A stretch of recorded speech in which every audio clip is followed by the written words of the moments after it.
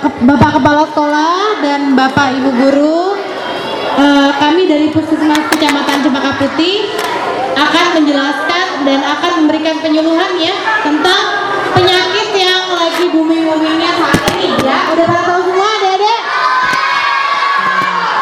Oke. Saya Dr. Febri ya. Jadi nanti adik-adik jangan ada yang berisik dulu ya sampai selesai. Jadi kalau adanya berisik makin lama pulangnya. Udah pulang kan sebenarnya? Nah, kan udah selesai ujian. Belum pulang? Nah, ya udah. Kalau gitu lama-lamain aja deh. Ya. Enggak. Jadi jangan ada yang berisik karena ini cuma sebentar ya. Jadi dengarkan baik-baik. Mungkin kalau ada orang tuanya juga bisa didengerin karena sebenarnya guru-gurunya nanti yang harusnya lebih ngerti ini biar nanti dijelasin lagi kepada anak muridnya yang lagi nggak hadir di sini kan cuma beberapa doang ya, perwakilan kelas kan ya.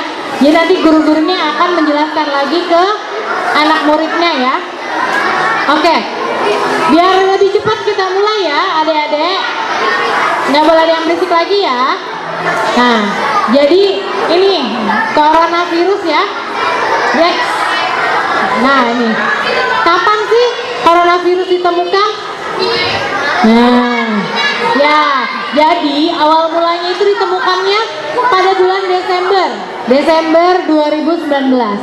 Jadi dinamakan sementara itu oleh WHO waktu itu, namanya adalah novel coronavirus 2019 atau nCoV 2019. Tetapi tanggal 11 Februari 2020 WHO udah memperbarui lagi namanya.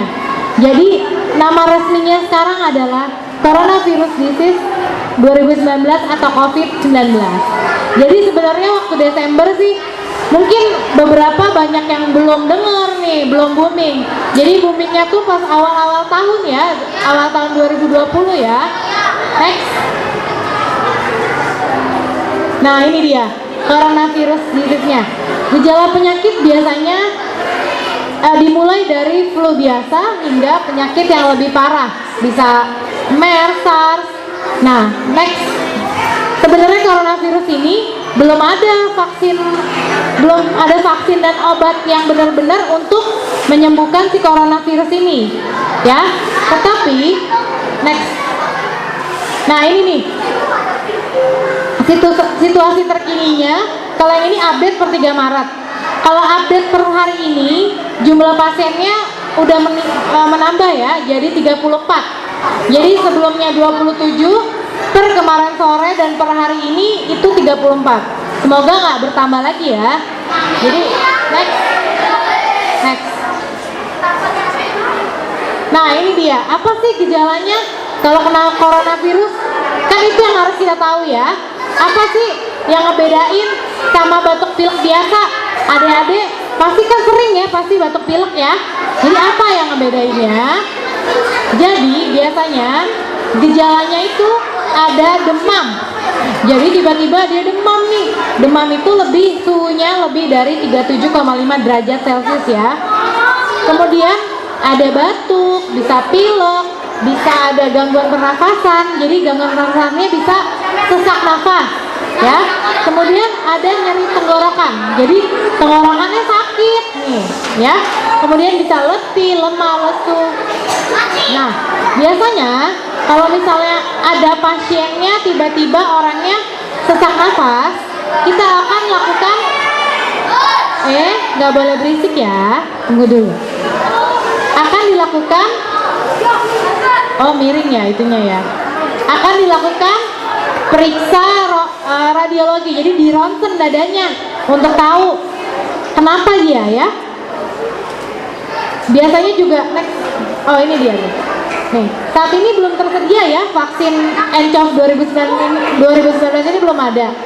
Tetapi ada vaksin yang beredar itu untuk pneumonia akibat mikroorganisme lain. Jadi bukan untuk khusus corona tuh nggak ada ya. Kemudian pengobatannya di sini. Pengobatannya bersifat suportif. Apa tuh suportif? Jadi misalnya gejalanya dia ada batuk, kita kasih obat batuk. Kalau misalnya dia ada pilek, kita kasih obat pilek. Kalau ada sakit tenggorokan, kita kasih obat sakit tenggorokan. Kalau misalnya memang dia karena ini virus, diberikan obat antivirus. Jadi bukan obat anti khusus corona tuh nggak ada ya. Next.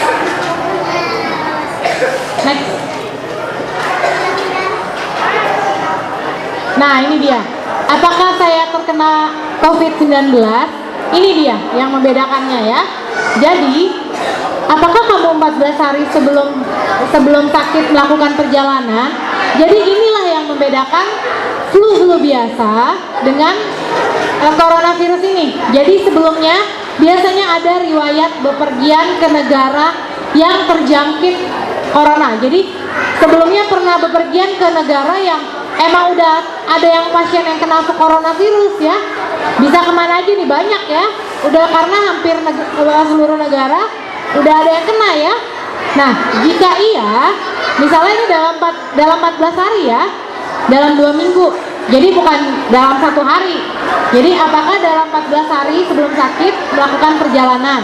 Jika iya, dilihat apakah merasakan demam, batuk, pilek, nyeri tenggorokan, sampai sesak nafas. Kalau misalnya memang iya, itu segera ke fasilitas kesehatan terdekat.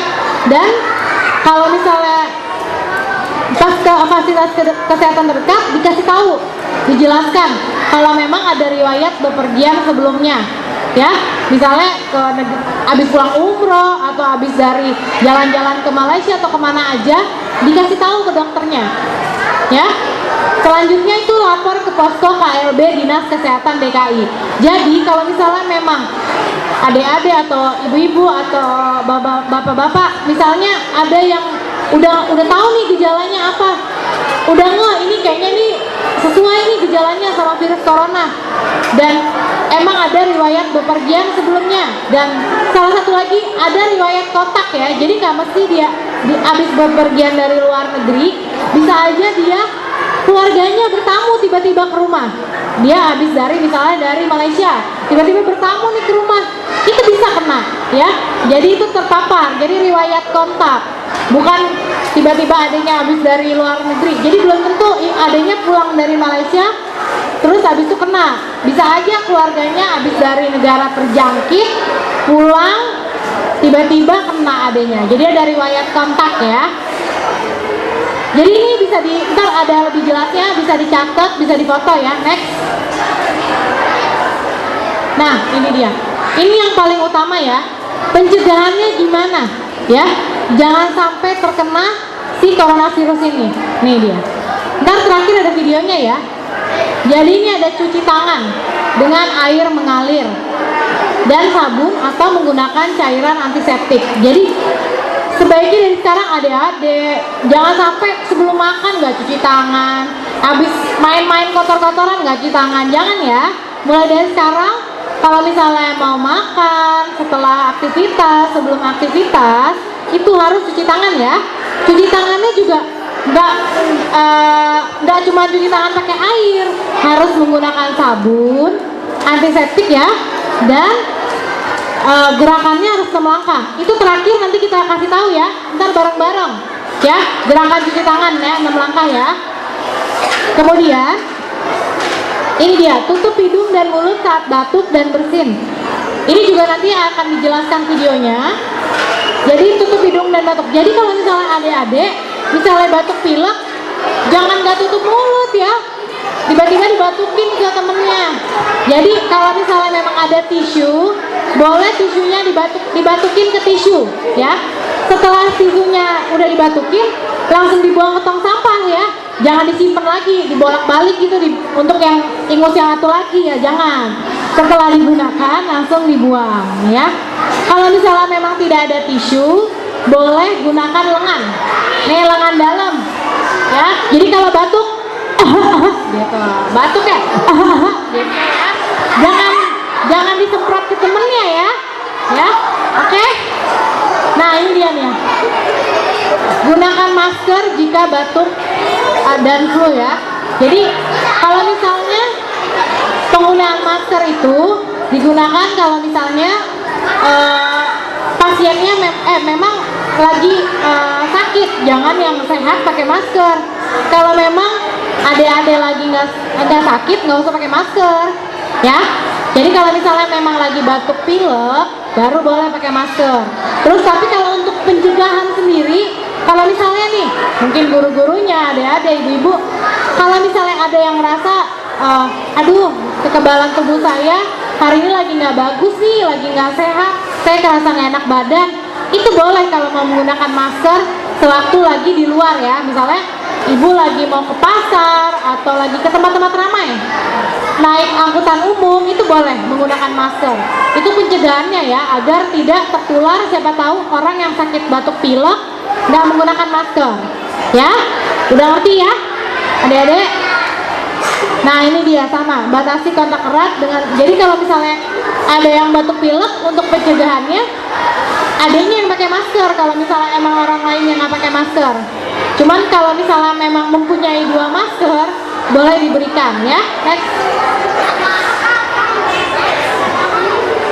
Nah ini tadi udah dijelaskan ya, faktor resikonya ya.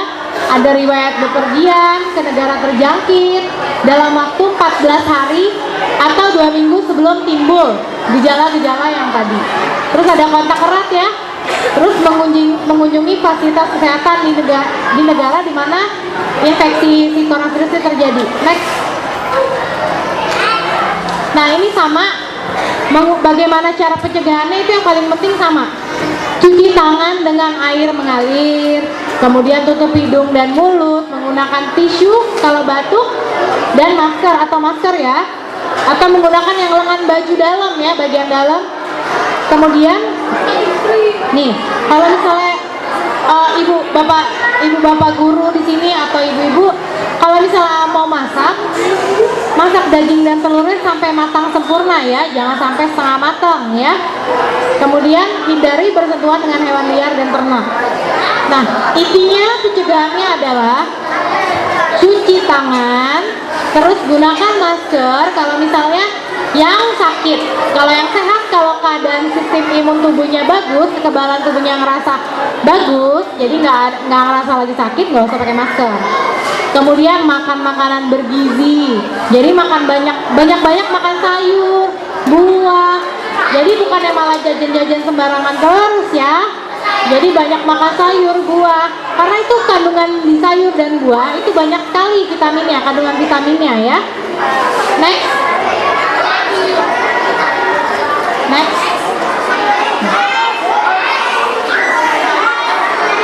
Error ya.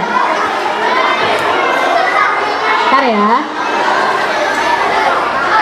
Next. Nah ini nanti di next. Ini tadi udah dijelasin ya, kapan harus menggunakan masker ya. Next. Nah ini bisa mungkin ntar dikasih slide-nya ya ke ibu bapak guru. Kalau misalnya memang ada yang ngerasa, misalnya tetangganya atau keluarganya, atau ngerasa nih gejalanya sama nih, terus ada riwayat bepergian atau enggak ada riwayat kontak, itu bisa langsung hubungin ke sini 112 atau 119. Ini hotline dinas kesehatan. Jadi biar bentar dihubungin, terus nanti dijemput ya. Next. Nah ini juga bisa posko KLB Dinas Kesehatan. Jadi nanti ini bisa dicatat atau nanti dikasih slide-nya ya untuk ibu bapak guru ya. Next. Oke, udah selesai dan mau ditunjukin videonya. Nanti adik-adik semuanya peragain ya gerakan cuci tangan bareng-bareng. Yuk, cuci tangannya. Jadi ada 6 langkah.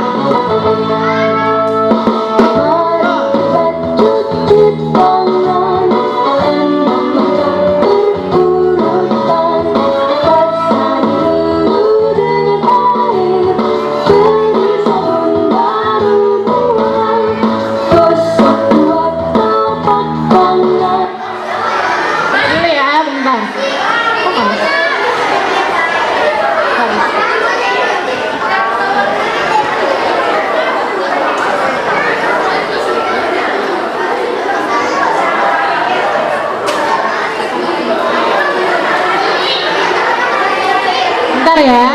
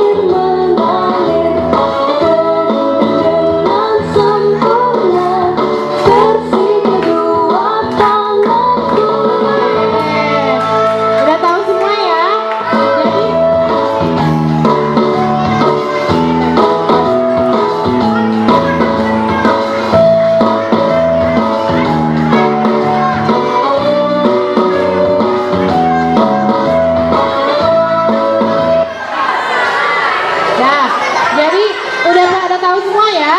Jadi namanya gerakan 6 langkah cuci tangan. Jadi gerakan cuci tangan itu ada 6 langkah ya. Harus inget ya. Jadi setiap cuci tangan jangan cuman kasih sabun air, set, 1 detik udah ya, nggak boleh ya. Jadi gerakannya harus 6 langkah kayak tadi. Diingat, dihafal, nanti gurunya ingetin lagi ya. Nah, biar bersih ya. Nah, satu lagi ya, ada videonya nih. Gimana sih cara batuk yang benar? Tadi kan udah dijelasin. Sekarang gambar videonya biar lebih ngerti.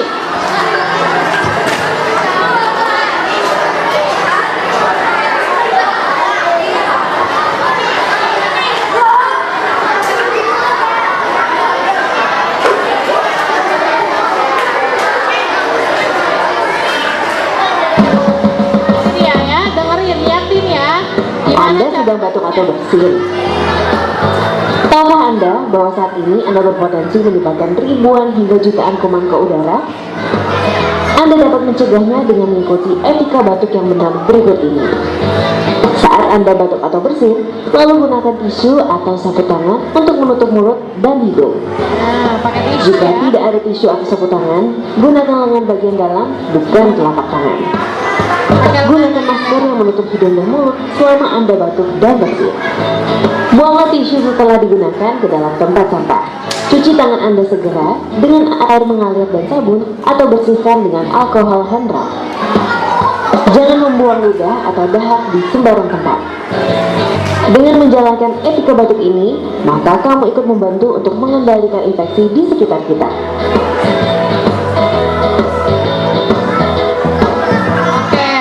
Udah pada ngerti ya. Jadi udah selesai dijelasin. Anda sedang batuk atau bersin. Terus habis itu udah Tahu lihat Anda videonya, bahwa saat ini Anda harusnya udah berpotensi ngerti ya. menyebabkan ribuan Udah tahu hingga ya jutaan kuman semuanya ke ya. udara? Oke.